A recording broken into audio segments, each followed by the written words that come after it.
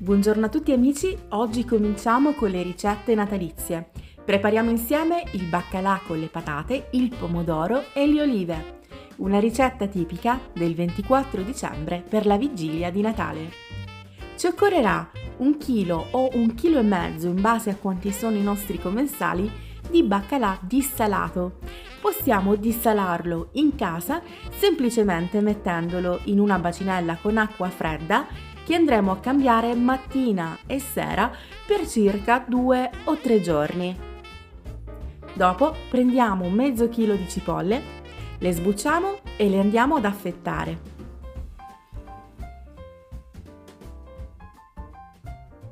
Facciamo la stessa cosa con il prezzemolo.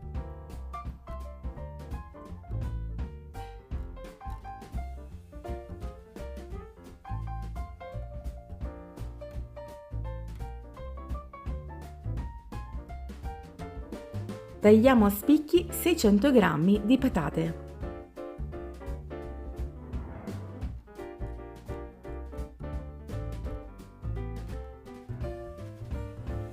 E adesso ricaviamo dei filetti abbastanza grandi di pesce.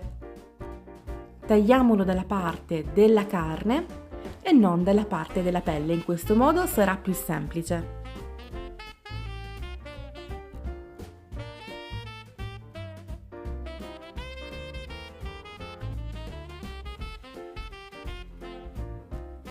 Inseriamo in un tegame capiente la cipolla e abbondante olio extravergine di oliva.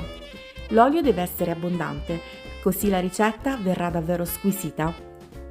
Poi possiamo inserire nell'olio con la cipolla anche il sale.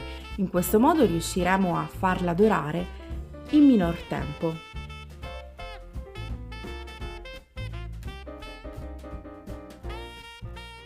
Possiamo aggiungere 2 o 3 peperoncini piccanti.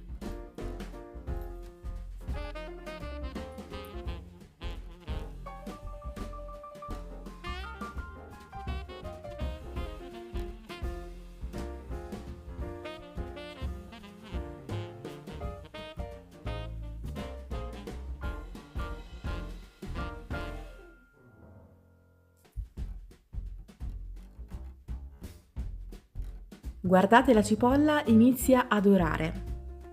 La cipolla deve essere bella dorata, mi raccomando, non lasciatela cruda, altrimenti avrà un odore e un sapore troppo forte e sgradevole.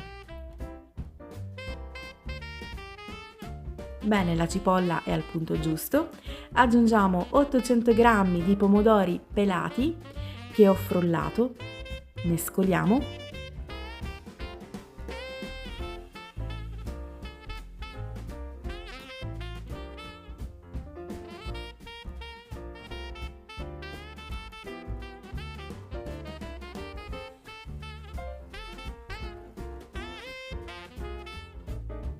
Aggiungiamo le olive e i capperi. Anche i capperi, se sono sotto sale, sciacquateli bene. Aggiungiamo anche il prezzemolo.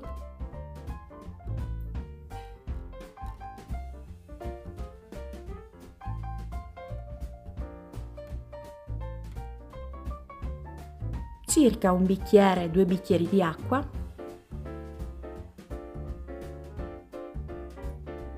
Pepe nero,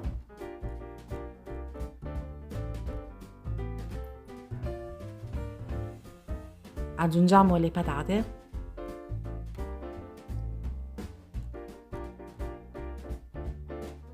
e dopo 5 minuti possiamo aggiungere anche il baccalà.